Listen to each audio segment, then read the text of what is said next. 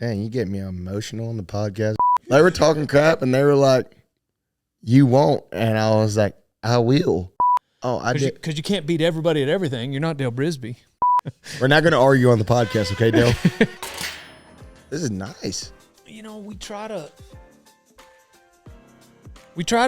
make it nice for you. Y'all are high class. Blue. Yeah, we try to class it up. You will have to drink out of a can. We don't have I've never had ranch fuel. a glass for you. It's also cowboy cold. I'm pretty excited, though, because I hear they're pretty good. They are. I don't really drink energy drinks that much, but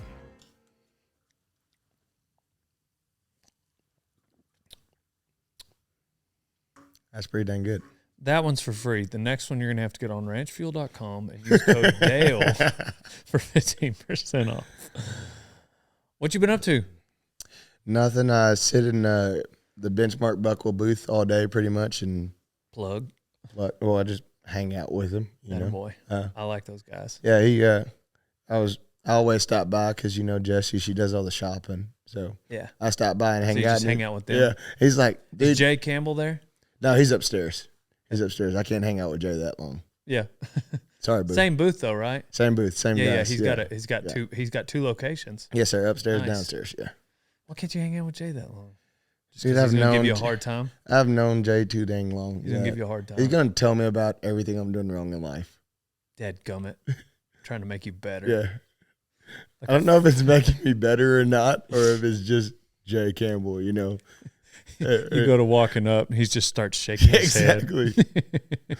head. I'm thinking about buying some bulls from him. He's got some really good ones. Yeah. He's got some really good ones, and then they got some nicer stuff too. Because he does all that stuff for the youth, and I really do appreciate Jay, because first rodeo I ever entered, bull riding rodeo, was Jay Campbell's TYRS in Caldwell, Texas. Oh, really? Mm-hmm. And you were using the bull rope I sold you. Really was. Yeah, everybody. I got Blue started in bull riding pretty much. That's why you're the greatest of all times. We'll tell you. That's why I'm still trying to work to get better, but it's hard to chase you. And the bull rope was blue, and that's why they call him Blue. That's not what happened. But it was a blue bull rope. It was a blue bull rope. So what have you been telling people? Why do people call you Blue? Oh man, that's kind of. Is it kind of personal? No, not really, not at all. Whenever I started riding bulls, there was a lady. I was moving back and forth. My parents were split, so my dad lived in Rockdale. My mom lived in Baytown. I was living in Baytown at the time. It's when I started high school rodeo, and so like my junior year of high school, because there was a long period where I really didn't ride bulls in the beginning of high school. That's when I saw your dad that rope. You were a junior? Oh no, I was younger than that. I was a freshman whenever you saw my dad that rope. But my mom, when I moved with my mom, I didn't really get to ride bulls anymore. Like, she didn't like it, Yeah. So I met him at a Dairy Queen. Mm-hmm. We talked for a while. Was it in Franklin? Yeah, in Franklin, Texas. Yeah, I had a website called Rodeo Goods. Yep, that's how it started. RodeoGoods.com. Not many people know about that. Yeah. And I had like 4 bull ropes on it. Yeah. And he bought one of them. I think it was only like $60. I was going to say 40. It was so cheap. Yeah, I think it was actually 30, to be completely honest. I was trying to, I was trying to move some stuff. If I sold it for 40, I probably bought it for 30. Like, I was just like, yeah. Yeah, but the blue hat come in. There's at high school rodeo, I was rodeoing with a kid named Chris Bortner from Vidor, Texas, of all places. And I had bought this blue cowboy hat and went to this bull riding school, and that's when we first met. And I bought a blue cowboy hat for $8 at a garage sale underneath the table. But you probably were keen on it because of the blue bull rope. Maybe it was just a sign. Like I felt maybe I felt something in me. Yeah. Okay. All right. But the lady, it was a little old lady. She was probably 70 or 80. She lived right across the street from us. Had a garage sale. And she told me the story with the hat was she was a rodeo queen back in her heyday, and her husband had died, so she was just getting rid of odd end things. And I bought that little blue hat. Y'all had the same size head. Yep. And I reshaped it and went to that bull riding school, and he said, "What's your name?" Ezekiel. Ezekiel. I'm just gonna call you Blue. Hell, like your hat. And then after that at high school rodeo, he called me Blue all through high school rodeo, and then everybody else started doing it and carried on, so on and so forth. Do you still have the hat? I think it's at my mom's house. That'd I actually be cool. think it is. Yeah, I think it is, unless something happened to it. But I think it's still there. Yeah, that's cool. So you high school rodeoed, and then what? How did your career progress? So I took a year off of school. So I went to early college high school when I was actually in high school. So I was earning an associate's degree whenever I was like 15 years old, you know? Okay. And then I took a year off of school because I got burnt out, and I really wanted to learn how to ride bulls. Like I said, my mom really didn't let me go that much. You know, she was really focused on my education at that point. Like, she's like, you're a smart kid. You're supposed to do this, that, and another. I really want to learn how to Telling rodeo. you all the lies that you wanted to. So whenever I made the high school state final, well, this is going to go into an even longer story. Well, that's why we're here. I want to hear the Blue Mitchell story. So my high school rodeo career went like this. I rode 2 bulls my whole high school rodeo career for high school rodeo. I rode one the first year. I think I was like 67 points, finished 3rd, ended up 11th in the region. You know, Texas has all the different regions. They take the top 10 to state. So I ended up 11th in the region. The very next year, I ride another bull. I'm around the same amount of points. I finished 3rd there as well. Identical check pretty much. And finished 11th in the region again. So I wasn't gonna make state. And I'm freaking sitting there crying. I really thought I had a chance that year. I actually started figuring out how to ride bulls. I was kind of getting a little better. I just didn't draw right, or I just didn't ride good enough. I didn't take advantage of the draws that I had. And I'm crying. Laramie Cragen, his dad told him, Ace, God rest his soul, but Ace was tough on Laramie. And he's like, if you don't go into state 2nd or 3rd, you might as well not even go. So I'm freaking crying. Laramie's like, you want my spot? I'm not going to go. Because I think he finished like 4th or 5th.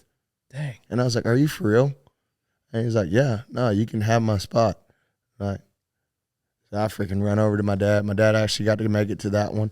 Run over to my dad. I'm like, hey, Dad, we got to pay $100 right now. That way I can go to state. And I paid that $100 and went to state. And I was 18 years old, and I never went home after that. Dang. I went to state and had a week's worth of clothes and moved in with a buddy. It was a couch critter for like a year and a half. Does he know that he was like that big of a role? Laramie knows. Yeah, I've told him. Thank you. Like, he still really doesn't think it's even a big deal, you know. Like, but like that was kind of, honest to God truth. That's the reason I'm riding bulls, is because he gave me that spot. It sounds like a big moment for you. Yeah, no, it was huge. It was huge. I remember, you know, you're a man of faith. I'm a man of faith as well. I remember me and my mom, we got in a big argument. And it's kind of funny. She probably would get mad at me telling the story, but she even jacked me up against the kitchen cabinet. And I was like, this is what I want to do. Like, I love this. And then, but I mean, I love my mom and loved her just as much then. I probably love her even more now because I appreciate her so much. But nobody can blame her. Nobody can blame her for not wanting to ride exactly. bulls. And she told me, she was like, I just can't wait till you get out here. You know, when you return 18, you can figure it out on your own. Yeah, because like she was trying her best to like push me to the other direction, to go to Texas A&M and become a vet, because I wanted to be a horse vet. I wanted to be an equine specialist. So that was what I really wanted to do. And she really wanted to push me that direction, and I just couldn't have it. I don't know. I just didn't have it in me. And then ended up meeting a guy named Lenny Johnson. Met him years prior at one of them bull riding schools, and he really made the push for me to go to college that year after that I took off from school. He was like, dude, these guys will pay you to go to school and rodeo, like, and you got your own place. You know, you get 3 meals a day. And this is that's what you got, is at least figure out how to rodeo and stuff. He's like, you already ride great. They're pretty much begging you to go. Why not go? And even John Douch was one of the big reasons that I ended up going to college too, because he'd call me like, you know, Zeke, Paul really wants you to come to school here at Hill. And then one day I just decided, I was like, I'm going to go to school. and made the college finals twice. And then actually was gone for my super senior year at a JUCO, third year. And that's when I won Ontario, 2018 in December. I won Ontario. I was the number 1 bull rider in the world in the PBR for no reason because it was the first event. Yeah. And then I won 5th at the next one. So I was the number 1 bull rider in the world for like 5 or 6 weeks. Yeah. And, not even that long, I guess. Yeah, probably 5 weeks. I was number 1 bull rider in the world, and I called Paul and I said, man, I can't come back to school. Like, this is kind of my shot. This is my shot to go. For sure. Paul probably understood. Oh, he did. And he was like, he said, I'm surprised you didn't leave sooner. He's like, I knew. He's like, we always knew. And I'll go sit with him sometimes at his house there. And he's like, I've always known that you were going to go the route that you wanted to go. Like, you're going to go be a PBR guy and you're going to be successful. I never had any doubt about it. Rock and roll denim is what Dale Brisby uses to spur his bucking bulls. I get the reflex. Gives me the mobility I need to be the cowboy I am. So go to rockandrolldenim.com, old son. Hey, old son, if you're not feeding every morning with a Can-Am side-by-side, then you ain't no cowboy. I got a Can-Am because I needed a reliable ranch rig that I could use every day because I don't know how to work on stuff like that. So I want something that's not going to break down ever. Get yourself a Can-Am, old son. Well, the life of a bull rider is a lot like any, self-employed entrepreneur. You set your own hours and you are your own boss and you get to decide what rodeos you go to. And I don't know that really lines up with the structure of school. You know what I mean? Just sitting in a class all day long, and not to mention just the physical side, like you're an athlete and you're ready to ride bulls. Like, you don't want to sit for 8 hours and listen to one person talk about a subject that you're not interested in. Not at all. That doesn't work. No. And it works for some people, and that's fine. But I don't know. I just think that it's so synonymous. I mean, it's just not a surprise. I feel like that's most bull riders. And that was the hardest thing about like that. That's when I made the decision to tell Paul that I wasn't coming back. Like, I really did want to finish school. Like, I dreaded it, but I wanted to finish school. But he had given me scholarship money, and I was like, this could be an opportunity for another kid to be here. Yeah. And I felt like for the first 2 years of college, I was obligated to Paul Brown. Like, my loyalty, I lied my loyalty in him. Like, I wanted to make him happy, And at that point, that's when I really was like, man, this is my chance to have everything that I want. And I was so torn between kind of even staying in school because I was so torn between him and bull riding, like going to the PBRs, because I had so much respect for Paul. I think he really helped transform me into the man I am today because of just his kindness, his generosity, his willingness to push me to be farther than what I was. And that was where I was kind of torn, but I was like, at this point, I had to make a decision. I mean, this is now or never at that point in my mind. It's now or never. And which it probably wasn't, but it might have been, though. Who knows? Oh, really? I don't know, man. I just feel like a lot of guys, they sit back and they wait too long to go chase what they want. And, rodeoing is a young man's game. I guess if you are telling yourself it's now or never, then that is what it is. Yeah. But in my mind, what I meant by that, it was I don't know. I feel like as young rodeo cowboys, we typically have more time than we think we do. Mm-hmm. Now, the clock is ticking. There's not a lot of 42-year-old bull riders, that are going to PBRs. There's not. And so, meaning you're going to retire before you're 36 probably. So at 22, hey, like the clock's ticking. Mm-hmm. But I guess I think the other extreme to that is a lot of young people get in such a hurry. They feel like they got to get it figured out right now. Mm-hmm. If they just slow down. And anyhow, back to your story. Oh, that's kind of cool, though. You said that, and I got to, since we're on the air, we might as well say it. I just talked to a young kid named Damian Crusaw. He's from down my part of the way, and I was just talking to him a while ago. He turns 18 in January. I said, dude, take your time. Yeah. Take your time. I mean, it is. And you got, like, John Crimbers and your Clay Guytons. You're just He's like comparing Woods. himself. Yeah, and you want to do that, like, and sometimes that ain't your time. Like, you bet. Your time doesn't have to be. John and Jess and Clay and them. Those kids are kind of freaks of nature, and they're really good, really fast, and they can stay really good for really long. But like not everybody's that person. Like it took Justin McBride to what he was like 27 to win his world title. Yeah. You don't have to be.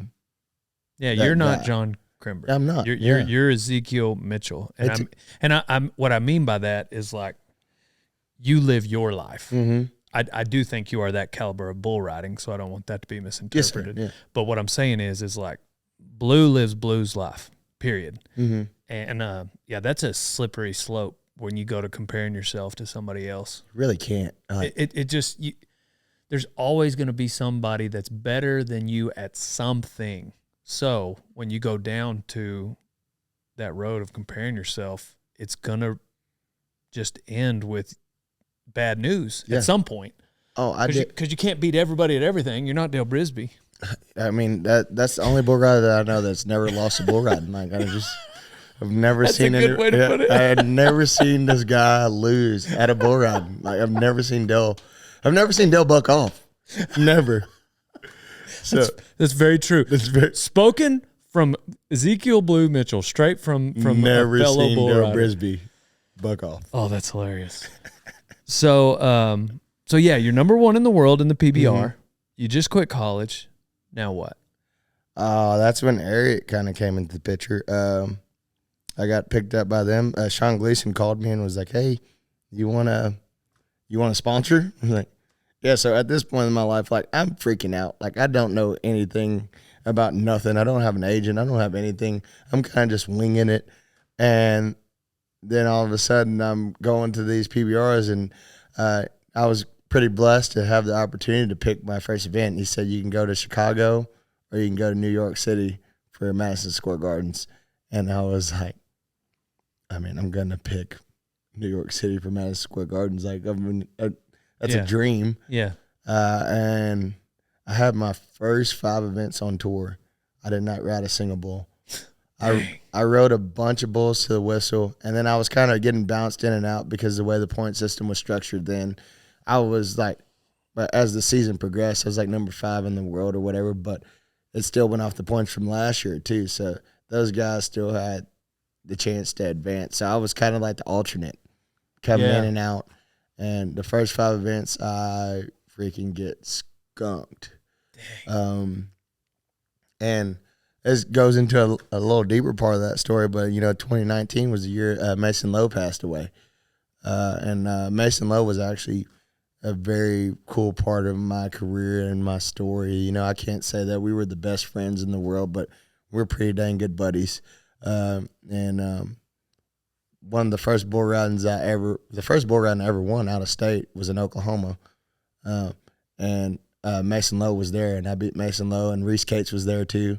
Well, actually, Mason Lowe didn't get on. He was just there as a celebrity guest, but I beat Reese Cates, and that's how I ended up going to the PBR Academy.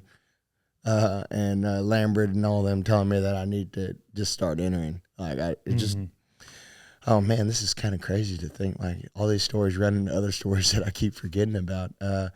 But Mason Lowe that year, we were both kind of, like I said, bouncing back and forth. We were in Reno, Nevada, and he was just telling me, he's like, man, you've just come so far from where I've seen you before too. Like you're already good, but like. I was like, dude, we're about to get back on tour together. Like, and Mason Lowe was tearing the world up that year. And then we go to Denver, and Ouncey, my cousin Ouncey was right before Mason. Mason was in the middle of us, and I was last out. So Ouncey bucks off. Then all that happens with Mason. He gets stepped on, and then I have to get on.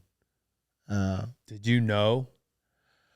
So I say now, looking back, I did know. I didn't want to know. I refused to know at the time, but I did. I watched Mason Lowe in Decatur, Texas at the J.W. Hart Invitational bull riding they used to put on. I watched him banged up, battered and bruised, barely could walk out of the arena, win that bull riding. And then to look over, and like I'd never really even seen it happen. I just fist bumped him. We were like, all right, go down, go get him, blah, blah. We're literally right right by each other. And then I look over my shoulder, and they're like, "Hey, Zeke, crawl out of there. Mason's down." I didn't think nothing of it until, they picked him up and carried him out of the arena. And,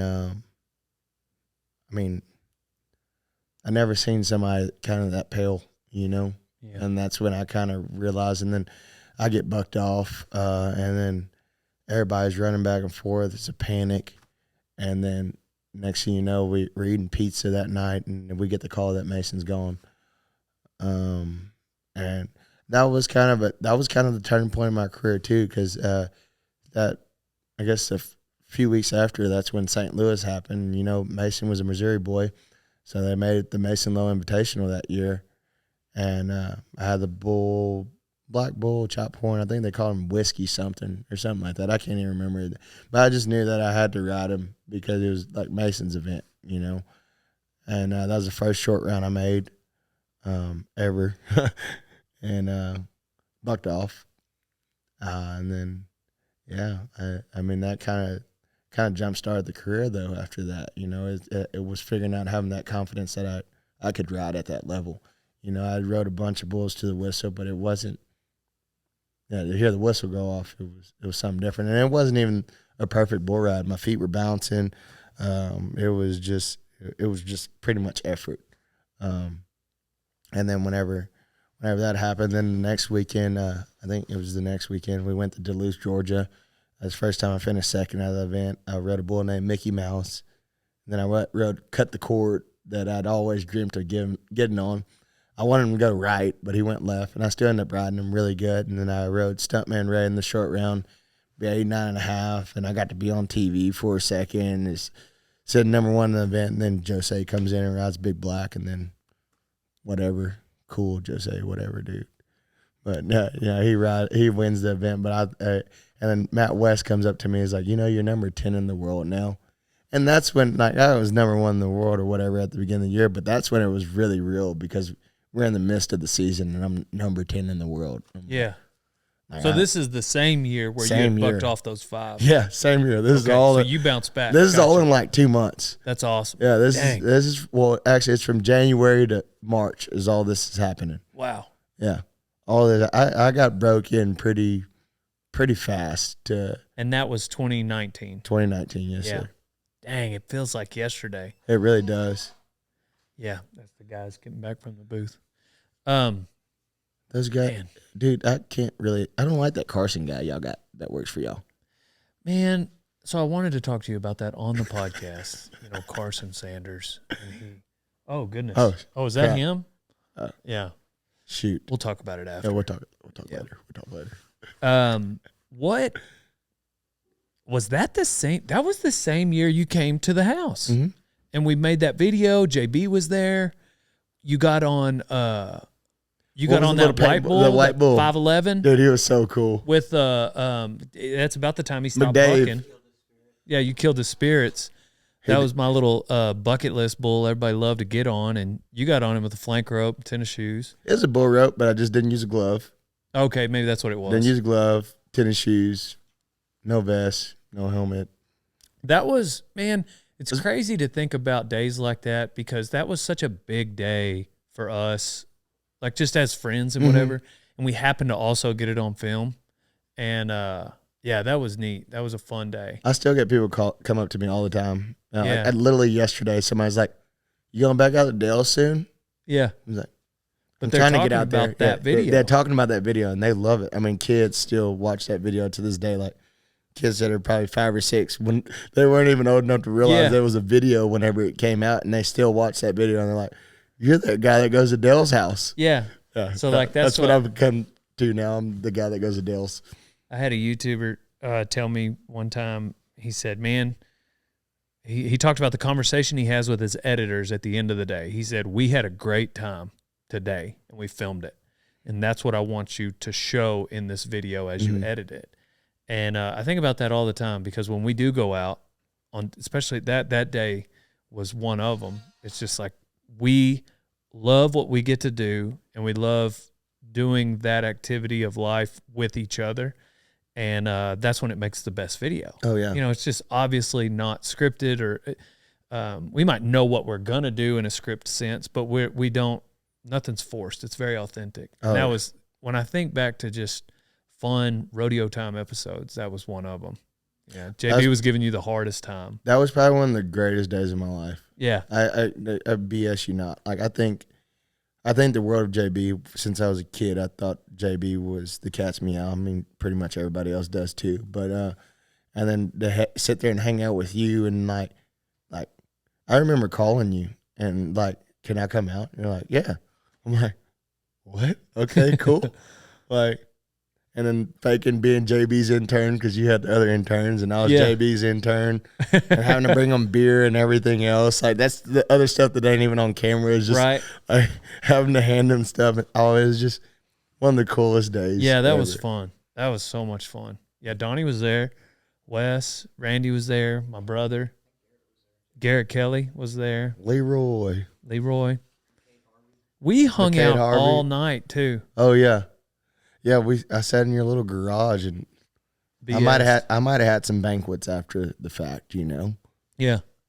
But we sat there for a long time. And I eventually went to sleep. Yeah, I'll let y'all have it. Believe it or not, Dale Brisby, he goes to sleep. I do. Guy has to actually sleep. For some reason, people think that I like to party, and I do not.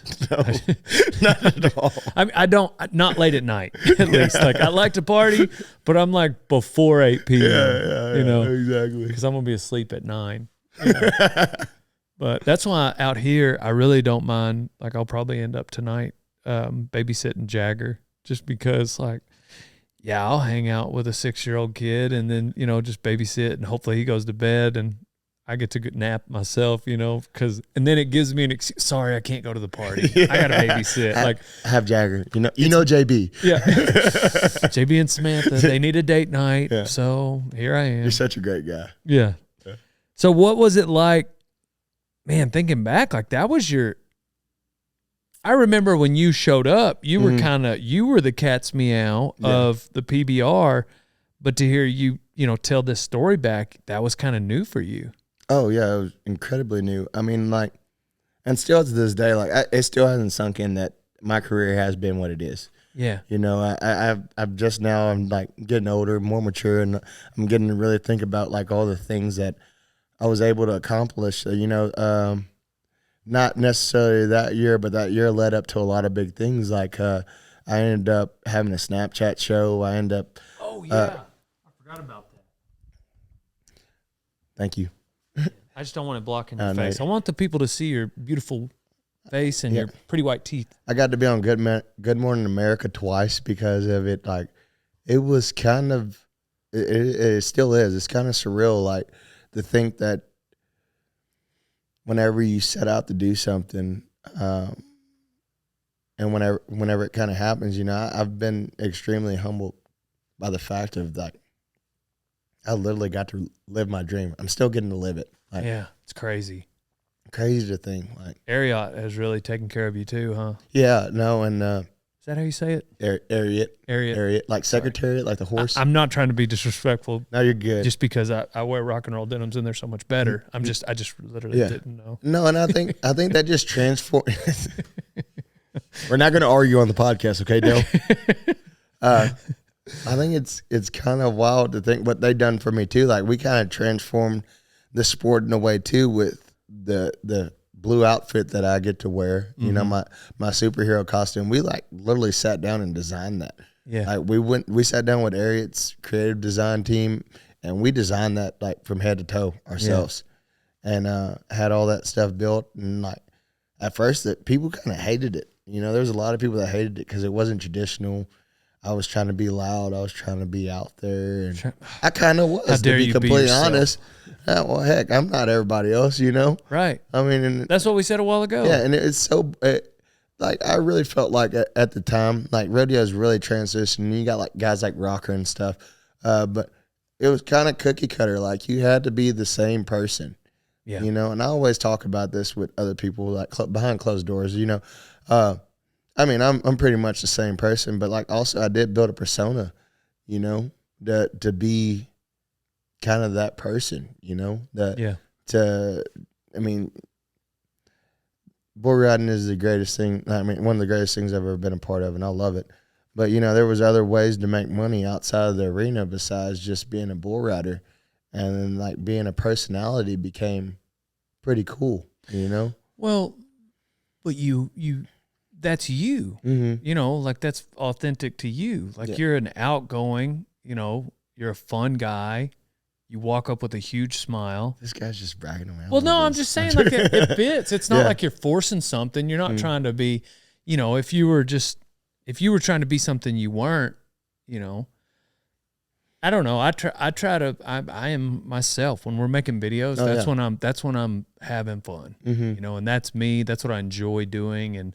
And it's a little bit different than other, which is fine. You know, God created us all a little unique, I don't think it's all that big of a deal that your Western attire matches your personality. Dude, you're talking to a guy. Have you seen the hats that I wear? Yeah, I know. So you wearing a blue hat and people throwing rocks at it, like, believe me, like I'm with you. I've had the same rocks thrown at me. In 2019, whenever we used to have the black carpet, whenever the PBR finals was here at the T-Mobile in Las Vegas, people freaking hated my coats because I had all those crazy blazers, like the blue sequins, the white ones. Like at first, everybody's like wearing black blazers and like maybe like a brown one, and like here I come and I'm freaking strutting down there with different color hats and everything else, and like. It was really cool to kind of piss people off, to be completely honest. Was it really that many, or is it just that sometimes the negative voices seem louder? I think the negative voices seem louder, and I think I mean I tell people that all the time is that I mean it stands out more than anything. Like, and I look at like Rocker Steiner, for example. Like, I love Rocker. Like I've gotten to hang out with Rocker and learn him as a person and know him, and he's a great dude. And the people on the internet, the whole family, the whole family, they're so great. And the people on the internet, they see this layer of Rocker, and they're so harsh to that guy, dude. Like it's ridiculous. I think all he's done is make the sport better. You know, he's himself, like you said. We don't. The rock that some people have to throw at him is that he cussed. You know what I'm saying? And I'm just like, golly, come on, man. Look at what he does. He's a bareback rider. Yeah. The level of fight that a human has to go to get on a bareback horse is incredible. There's such a small percentage of people that will attempt it, and then there's a smaller percentage of people that will be able to do that at an elite level like he does. And just the level of just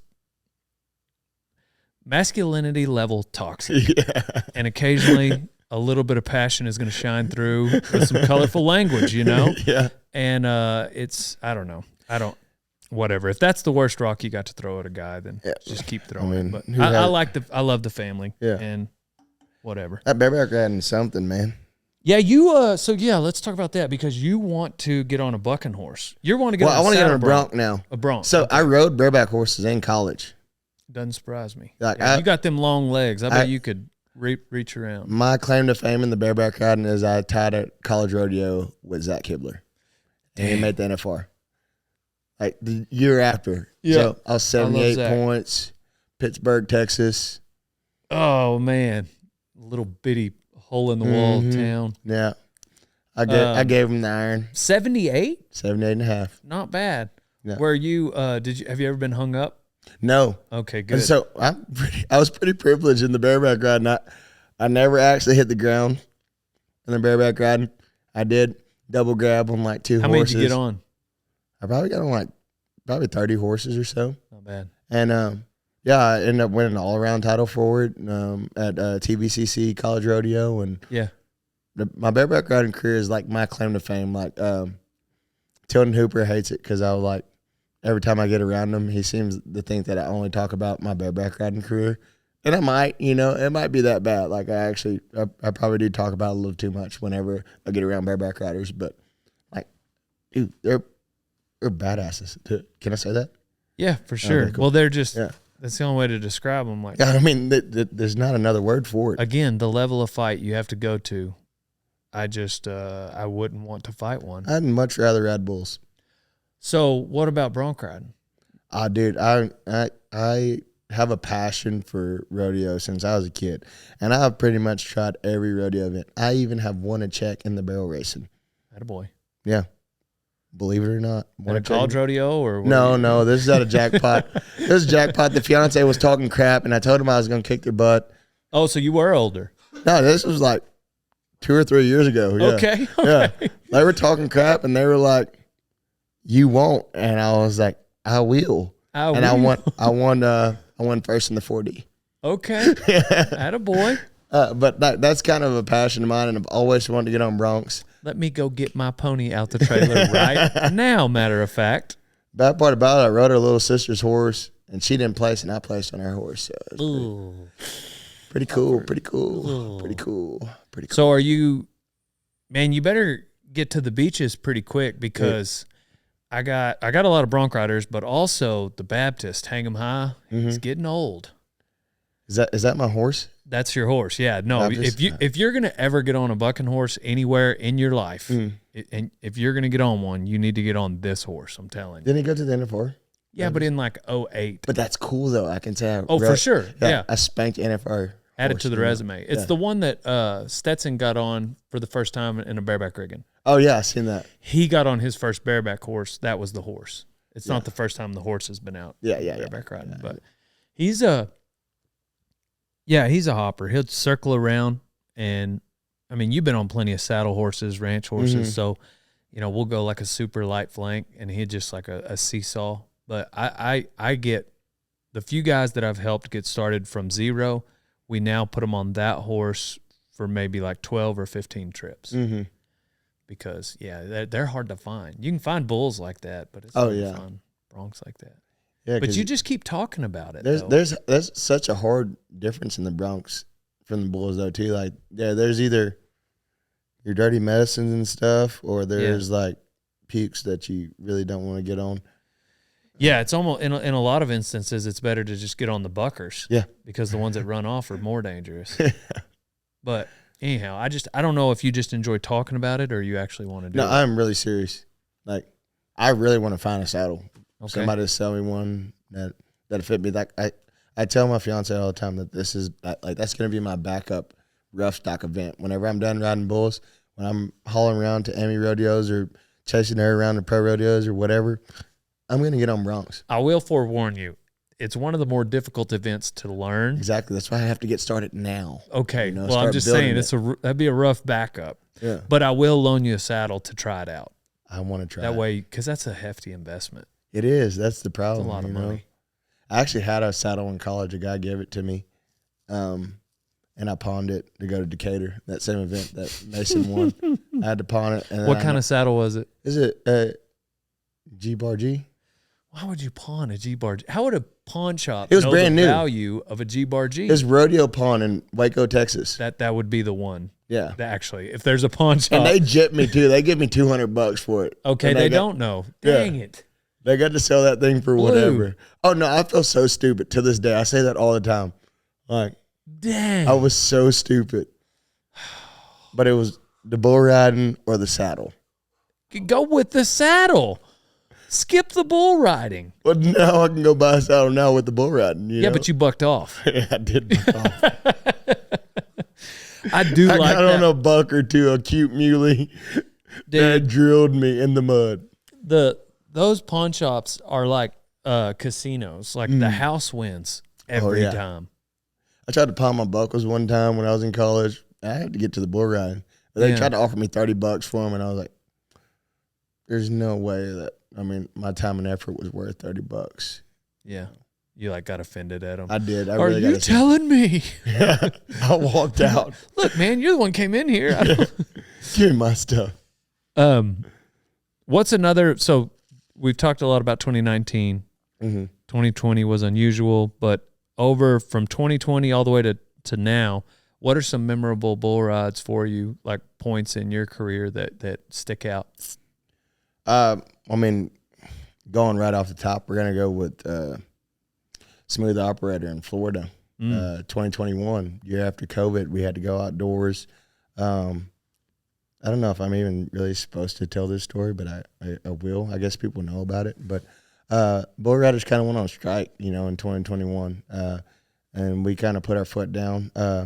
It wasn't nothing crazy. The PBR had a new system they wanted to try to incorporate where we get on a long round and a short round bull every day if you made the short round. So the guys were like, well, if we end up doing that by the end of the season, we're going to be getting on way more short rounders than we ever would have, and it's already a grueling enough season to go through. And we all kind of put our foot down. Yeah, this ain't tennis. Yeah, and Sean was pretty understanding. He went and JB was a part of it and everything, Sean was very understanding, he was like, all right, well, we'll change it back to the old system. But today, we need y'all to get on the short round because we've already talked to TV. We have a TV contract. We need you to get on the short round bull. Well, we need y'all to get on the short round bulls. Well, I bucked off in the long round. So technically, I wasn't making the short round. But he was like, whoever decides to get on, we'll make it worth the while. And I bucked out pretty quick. And I had 8th pick, I think, out of 12. And I watched Smooth Operator go from here to here to here to here to here. And I was like, if he's left for me, I'd already been on him twice. I said, if he's left for me, I'm picking him and I'm riding him today. And everybody thought I was kind of BSing, but for some reason, there was something in me that day that I knew. I was like, dude, I'm going to freaking put it all over this thing. And if you could bottle that up. Oh, if I could bottle it up and keep it, I'd drink it every day. Every morning. Every morning. I know the exact feeling you're talking about. Everybody was making safe picks, and then, you had the guys on the bottom that decided to be in it because really the deal was they said they were going to add 12,000 to the pot. It was going to be kind of like an exhibition type thing. We're going to add 12,000 to the pot. Either we can do 2 holes, pay 8,000 and 4,000, or we'll just pay everybody $1,000. And we ended up doing the latter half of that. We ended up just paying each other $1,000 a piece to get on. And I don't know why. And I'm really picky about things like my shoot procedure. I like doing things a lot of the same way. I think I even had to repool or something. And I hate doing that. But there was something in me that day I was so locked in, you couldn't tell me that sucker could buck me off. I mean, I wouldn't believe anybody. Yeah. I mean, Donald Trump or whatever, somebody can come tell me, you're not riding this bull. I mean, Smooth Operator could tell me, and it did not matter. And I remember the first round, he snatched me to my fingertips because he kind of popped my head up, and I rode Smooth Operator like this. Dang. And it was just so easy, and I remember, getting kind of blown out the back door and not thinking I was going to land on my feet, and I stick my freaking feet in the ground. And then, I'm freaking out. I got a picture at the house where my face is, wide open. I got, ripping my snaps off. There's one of the few times in my career that I've ever thrown my helmet. Yeah. But that was the helmet throw of my life. I mean, legend has it, my helmet's still flying to this day.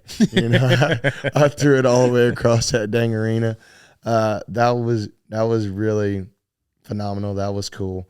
I think another one that's underrated was Vanilla Ice. I guess 2 years ago at the finals, PBR finals, I'd rode what's that black bull's name?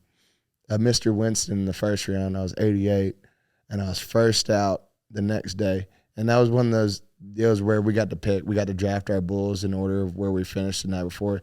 So I had a really good pick.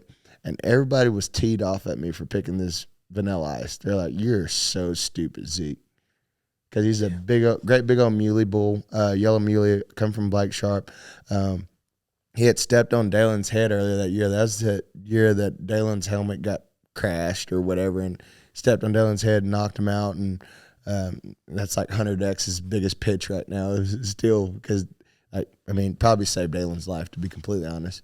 Really? But nobody really liked that bull. He stood really bad in the box. He'd sink down and sit like a dog, and nobody really liked him. And for some reason, every time I seen him, I was like, I really think that bull fits me really good.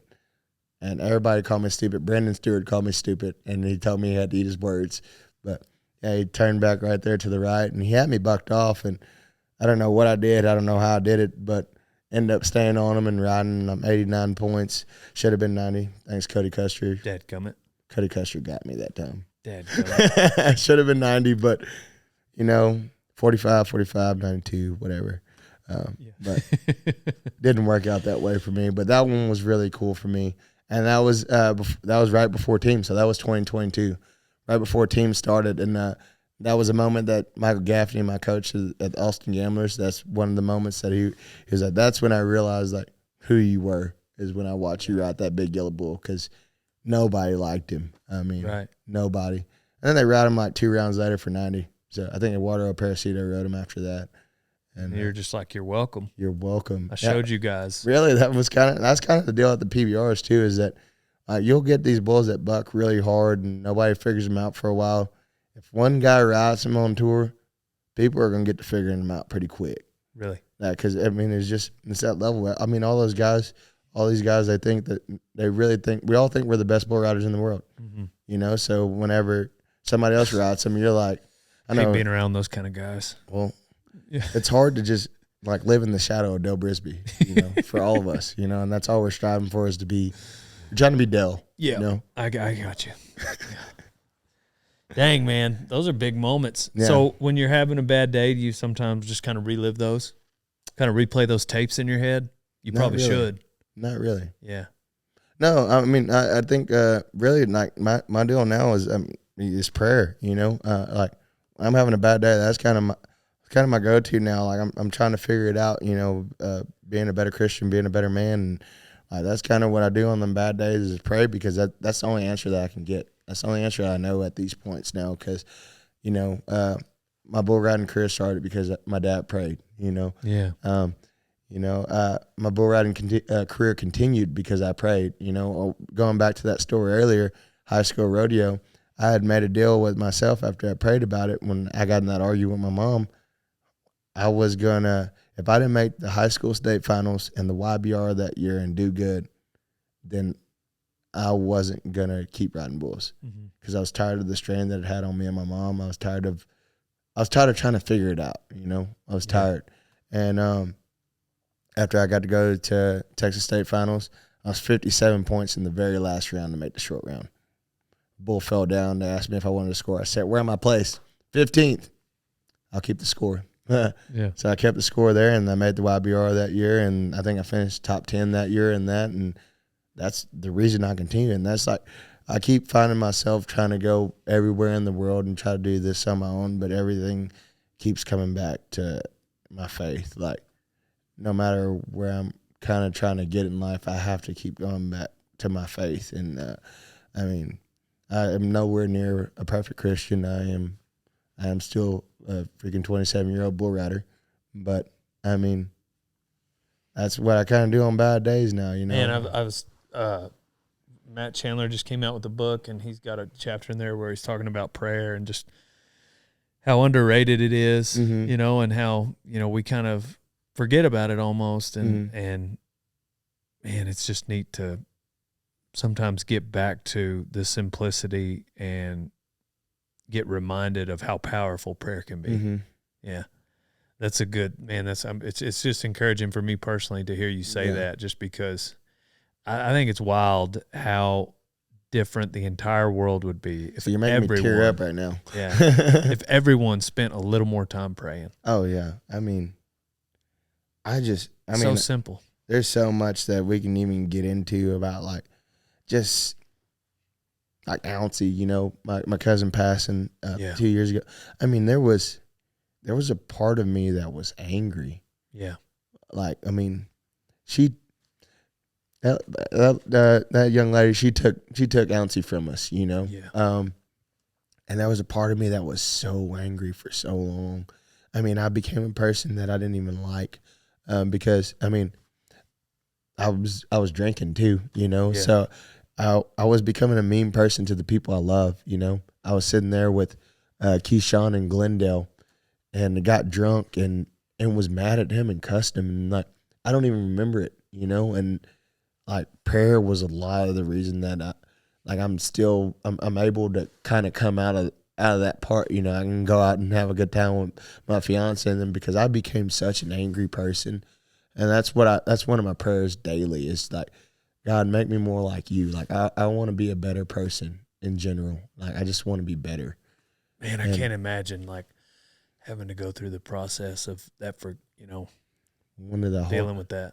One of the hardest things I think I've ever went through, I lost my grandmother at a young age, and all this stuff. But that was the first time that I knew that I was an adult too, that life was real. Me and Alcie thought we were going to grow old together. We'd always BS about it and everything else. And, you're talking to him Wednesday and then Monday morning, he's gone, I can't, I don't want to dig into this. I No, don't you're want to, good. but my dad's passed, both my granddads, but like with Ouncy, like, it's like, no, there's this one specific person to blame for that. Oh, you yeah. know?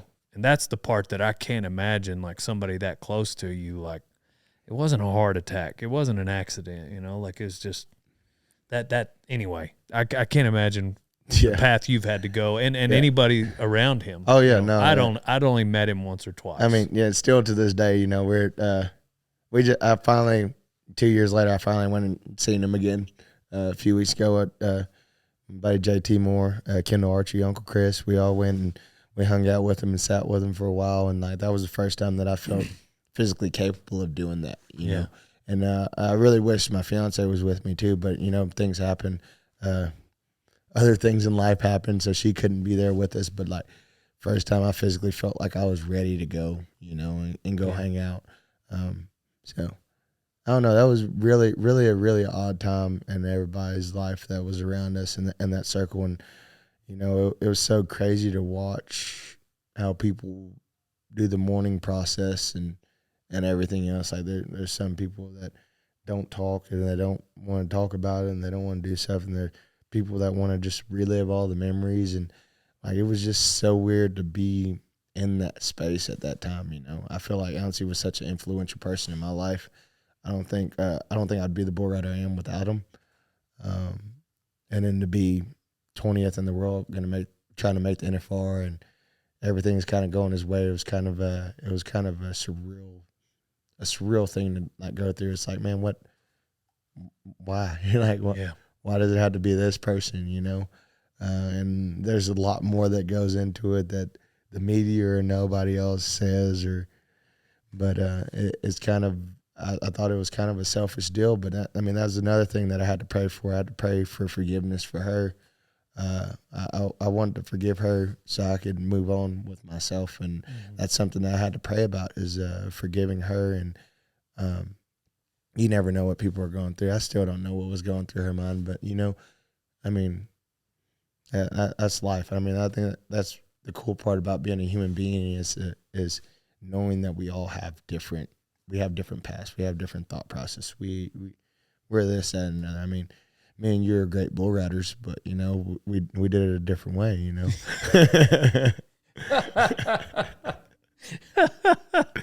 Yeah, no, you're right about that. I definitely went about it a different way. Yeah, when my dad passed, you talk about people mourning, looking back. There are a lot of people. One thing that didn't work when people would try to console you was saying the words, "I know how you feel." That definitely never, no, you don't. No. Because, and then even looking back now, it's been 11 years since he passed, but my brother, myself, and my sister, so I'm in the middle. Mm-hmm. If anybody knew how I felt, they would be the closest to it because they're the same, they're the children of the same man. But looking at the way we each mourned, it was all completely different. And we were siblings, and so I think about that. Like there's just, I don't think any one person's process and mourning, when you get down to the specifics is going to be similar to anybody else's. At all. Yeah, I don't think so. Because every relationship is different. The way that person impacted you is different. And, not that it's a competition at all. No. If somebody's going through something tough, they're going through something tough. It's not a competition, and we shouldn't turn it into one. But regardless, man, that's a tough deal. Crazy. Dang, you get me emotional on the podcast and everything. I thought this was supposed to be light and funny, Dale. Yeah, I'm a comedian. Yeah. Let's make some jokes. Knock, knock. Say a joke, clown. Who's there? Boo. Boo-hoo. It's just a joke. Stop crying. Man, you got me crying again. Oh, man. This is so cool, man. I just, I really appreciate having these opportunities to get to speak these truths, you know. Yeah. Like everybody, I mean, we're fun-loving guys, but, you know, it's kind of cool to be able to sit there and have a real moment, you know, for a second, sure. you know. Yeah. Yeah. Well, that was a real time in your life. Oh, yeah, no, that for actually sure. happened. Yeah. Because, man, at the end of the day, like, I talked to one world champion. He was in the bareback riding, and he was like, man, you know how much money I have left from that year? Nothing. Mm-hmm. And talked to somebody else about that world champion. They didn't even know who he was. Mm-hmm. And the point is, if the money doesn't mean anything, and then everybody kind of forgets, like, what was it all about? Yeah. And it's going to come down to the relationships, the I times that you had. I think you just hit the nail on the head, because, I mean, that's literally kind of been my resurgence for my why in this last year is realizing that, you know, eventually nobody's going to give a crap who Ezekiel Mitchell was. There'll be a niche group of people that care. And what I really want to focus on now is my impact on people. Yeah. You know, like you said, the relationships, building people up to be better, you know. And that's why I'm more than happy to go sit at Benchmark Buckles for a day and watch people come by and look at me and like, you're that Mitchell guy. You're that guy that was in Dale Brisby's video. You're that guy. I mean, that literally happened there too. But like, and then seeing people smile and light up, or just people that actually do recognize me right off the back and run up and people think that maybe I don't have time for them or anything. I'm like, dude, take your time. We're here. Kidding. Like, we're just living in the moment, because, I mean, literally, it's only the relationships that are really going to matter in the long run. I mean, eventually all of this is going to fade, you know, and that's why, you know, I keep trying to get stronger in my faith, because the only thing that's forever, that thing that doesn't change, is God, you know. Mm-hmm. And but all this is going to change, you know, and eventually, you know, we all know being a cowboy is a dying breed, you know. We got all these great things like Yellowstone and stuff that are helping keep it picked up, or like what y'all do, y'all keep it picked up. But, you know, eventually this is going to fade. It's going to be a way of life that people don't even, I mean, you think about the Gladiators, you know, since that movie just came out, but that was a way of life at one point. Yeah. And now it's gone. It's barbaric, you know, and it scares me to think that one day rodeo won't be a thing, or hopefully it stays forever. But, you know, the world changes, and I'd rather my influence be more so about what I did for the people around me than, I mean, I really do still want to win a gold buckle or 5 or whatever, you know, but like, I really want my impact to be who I am as a person, you know, and dang. That's crazy, man. That's such a good word. Yeah. You've definitely made an impact on me and everybody in this room, and, you know, over the years, and getting to interact with you. Man, we normally wrap this up with life advice, but that's kind of what you just gave us. Oh, crap. Unless you got a one-liner you want to share. Nah, I think I'm good. Yeah, I'm good. I mean, how do you top that? You know, I'm what pretty you just great. said is, I'm pretty great. Yeah. I mean, what you just said is pretty spot on for good life advice. So, yeah, man, thanks for coming on here. I am honored. Yeah, genuinely. Well, hopefully we'll get you out to the house. Are you staying in Stephenville right now? I'll be back there like in January, February, something like that. So okay, y'all see me around, say hi. Yeah. Well, come by the house. We just put in a new arena. Did y'all? Yeah, it's a little bigger, a little more buck and horse friendly, and it's, you know, pipe and sucker rod, but then we got Powder River chutes. Still in Winnebago? Still in Winnebago. Oh yeah, the arena's still in the same spot. It's just kind of doubled in size. I got to figure out how to get to Winnebago again. You know, you can't find it on the GPS. No. Yeah. You got to know a guy. You got to know a guy to know a guy. And you know a guy. I know a guy. All right. We're on to the next one. The NFR is about to start. Thank you guys for listening in, and please check out Blue and his career on Instagram. Check out rodeotime.com for a deal you can feel. I like out. that. Help On to out. the next one. Thanks, Donnie. Wait, how do you do this? Donnie! And then you go, Yeah. Donnie! Donnie! Rodeotime.com is the only website that should exist because it's the greatest apparel line that has ever existed. So go there now to get a t-shirt, a hoodie, a cap, a vest, whatever it is you need. Go to rodeotime.com, old son. Ever since I started riding bulls and punching fools, I've been wearing an American hat because I'm an American. I actually wore a different hat before that for the longest, but then my mom got a job. So wear an American hat, old son. Otherwise, you ain't no cowboy. Hey, Bro-tater Chip, if you like getting swole-o-matic, then get yourself some Protein on mountainops.com. Hey, or if you just like being healthy, whether you're trying to bulk up, get healthy, have energy, go to mountainops.com and use code Kevin for 20% off.